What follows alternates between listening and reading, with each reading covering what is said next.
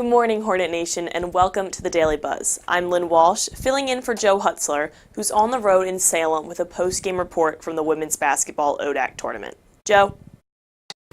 Thanks, Lynn. A disappointing night tonight for Lynchburg as their season ends with a 61-51 loss to Virginia Wesleyan, the 6th seed heading into this tournament here tonight. And for Lynchburg, it all goes back to the start. A very slow start for this team, shooting less than 28% from the floor in the first quarter. However, second quarter was much better for the Hornets. They were able to come out, get a couple easy shots under the basket. They didn't finish strong, but only down by 3 after the first 20 minutes. Coming out in the third quarter, Lynchburg has been able to dominate that quarter this year, plus 100 against their opponents this season.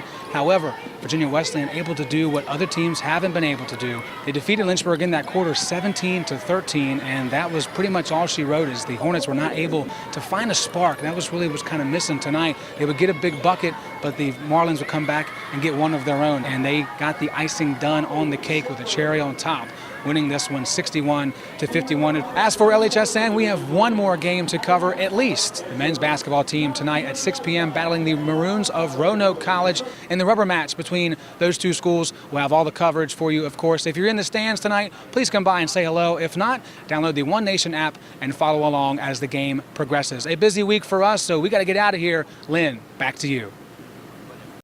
Certainly a lot to be proud of for those ladies this season. Women's tennis was also in action yesterday against Southern Virginia with a narrow 5-4 defeat, bringing their spring record to 1-2. It is a jam-packed weekend, Hornet fans, starting with men's basketball in the ODAC tournament, taking on number 2 seed Roanoke in the quarterfinals. You can catch that live streaming at 6 p.m. brought to you by the ODAC. Equestrian is also in action on Saturday at Sweetbriar College in their IHSA meet. Baseball takes on Mount St. Vincent, coverage by LHSN on Saturday at 12 and 3 p.m.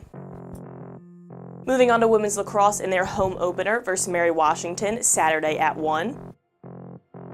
Men's lacrosse travels up to Pennsylvania for a face-off with Cabrini, Saturday at 1 as well, same time as the women.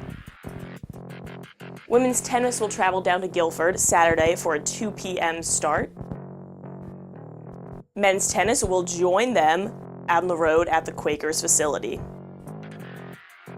Softball will face Maryville out of Tennessee in Raleigh, North Carolina for the Grand Slam Triangle, Saturday at 2. A lot happening on Saturday for us. And lastly, baseball will face off against Penn State Harrisburg. Coverage will be by LHSN as that team is at home Sunday at noon and 3. Let's move on to campus events. The Relay for Life begins today with their kickoff, 6 p.m. to 8 p.m. Sign up for the main event, the Relay, of course. Enjoy refreshments and play games. That'll all be happening in Pete's Place. It's also an evening with Malcolm X that begins at 7 in the Memorial Ballroom. It's a theatrical production which focuses on Malcolm X's philosophical evolution.